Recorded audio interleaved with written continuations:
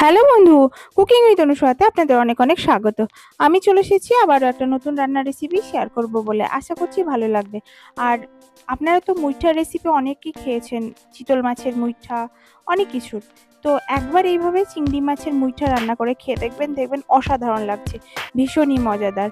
আর চিংড়ি মাছের এটা অন্যতম একটা রেসিপি, ভীষণই ভালো খেতে। তো চলুন শুরু করি, দেখে নিন কিভাবে আমি চিংড়ি মাছের মুইঠা বানাচ্ছি। প্রথমে আমি এখানে 400 গ্রাম চিংড়িকে খোসা ছাড়িয়ে ভালো করে পরিষ্কার করে ধুয়ে নিয়েছি।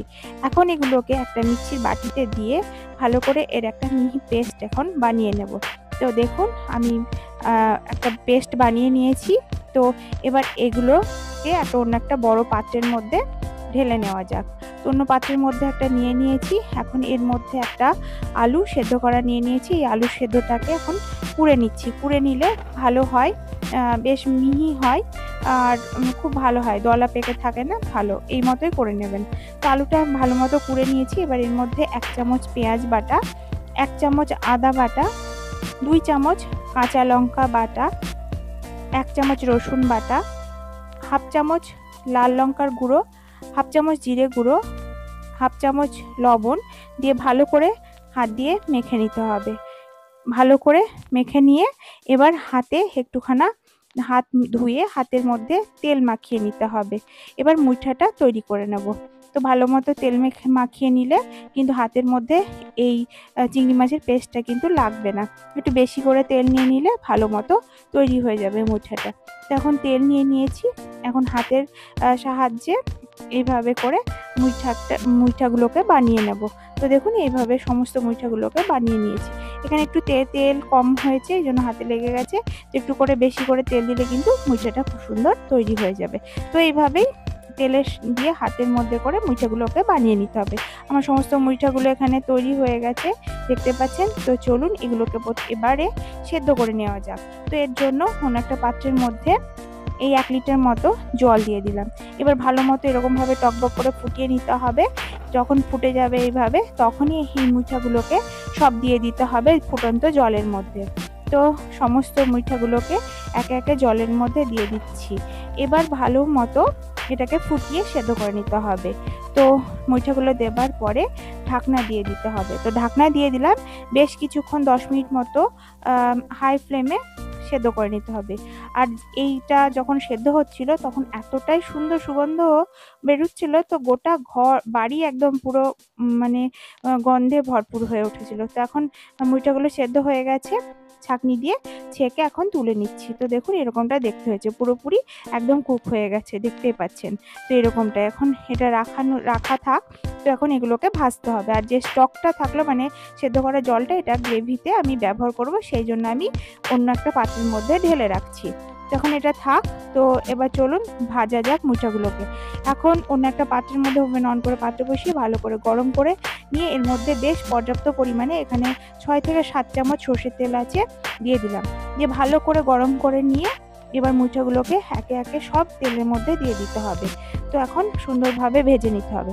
যখনই দেখবেন যে একটু একটু লাল লাল হয়ে এসেছে, তখনই এগুলোকে তুলে নিতে হবে। তো আমার ভাজা হয়ে গেছে, এগুলোকে তুলে নিচ্ছি অন্য একটা পাত্রের মধ্যে। তো কতটা সুন্দর হয়েছে এগুলো, কিন্তু এমনি কাঁচা খেতেও দারুণ, মানে এরকম ভাজা অবস্থাতে খেতেও হেভি লাগে, মানে দারুণ লাগে আর কি। তো সমস্ত মুইঠাগুলোকে তুলে নিলাম। এবার যে তেল রয়ে গেল, ওই তেলের মধ্যে 6-7টা এলাচ আর দারচিনি দিয়ে দিলাম হচ্ছে ফোড়নে। এবার এখানে 4টে বড় মাপের পেঁয়াজ কাটা রয়েছে কুচি করে, এগুলোকে দিয়ে ভালো করে ভেজে নিতে হবে। তো ভেজে নিলাম। এবার দিয়ে দিচ্ছি 2টো বড় মাপের টমেটো কুচি। টমেটো কুচিগুলো দিয়ে ভালো করে ভাজতে হবে যতক্ষণ না টমেটোটা নরম হচ্ছে, আর এদিকে পেঁয়াজটা বেশ সুন্দরভাবে গলে গলে যাবে। তো দেখতে পাচ্ছেন এরকমটা। এবার গুঁড়ো মশলা দিচ্ছি এখানে ধনে গুঁড়ো 1 চামচ, জিরে গুঁড়ো 1 চামচ, আর এখানে লাল লঙ্কার গুঁড়ো দিচ্ছি 1 চামচ, আর কাশ্মীরি লাল লঙ্কার গুঁড়ো দিচ্ছি 1 চামচ, 1 চামচ রসুন বাটা, 1 চামচ আদা বাটা, আরও 1 চামচ আদা বাটা দিয়ে দিলাম, আর দিচ্ছি কাঁচা লঙ্কা বাটা 1 চামচ। এবার ভালো করে নাড়াচাড়া করে মশলাগুলোকে হাই ফ্লেম করে সুন্দরভাবে ভেজে নিতে হবে। তো দেখুন খুব সুন্দরভাবে ভাজা হয়ে গেছে। তো একটু জল লাগবে, যেহেতু আমি গুঁড়ো মশলা দিয়েছি। তো এর জন্য আমি যে মুইটা সেদ্ধ করা জল ছিল ওর মধ্যে থেকে কিছুটা জল দিয়ে দিলাম। এবার ভালো করে নাড়াচাড়া করে একদম সুন্দরভাবে তেল ছাড়া ছাড়া যতক্ষণ না হচ্ছে ভেজে নিতে হবে। তো দেখুন প্রায় আমার ভাজা হয়ে গেছে, একদমই হয়ে গেছে আর কি, কষানো হয়ে গেছে মশলাটা সুন্দরভাবে। তো দেখতেই পাচ্ছেন, দেখলেই বোঝা যাচ্ছে। তো এখন যে মুইটা সেদ্ধ করা জল ছিল ওইটাকে সম্পূর্ণটা দিয়ে দিলাম। এবার ভালো করে নাড়াচাড়া করে মিশিয়ে দেবো। তো তার আগে 1 চামচ লবণ আর 1 চামচ হলুদ গুঁড়ো দিয়ে দিলাম। এবার ভালো করে নাড়াচাড়া করে এবার সুন্দরভাবে টকবক করে ফুটাতে হবে। এবার যখন ভালো মতো ফুটে যাবে তখন মুইঠাগুলোকে যোগ করে দিতে হবে। এবার ভালো করে নাড়াচাড়া করে আবারও কিছুক্ষণ ধরে ফুটিয়ে নিতে হবে, যাতে মুইঠার মধ্যে সমস্ত মানে গুণাগুণ মানে রস আর স্বাদ চলে যায় সব, লবণ। তো এখন ঢাকা দিয়ে দিয়েছিলাম, ঢাকা দিয়েও ফুটিয়ে নিয়েছি।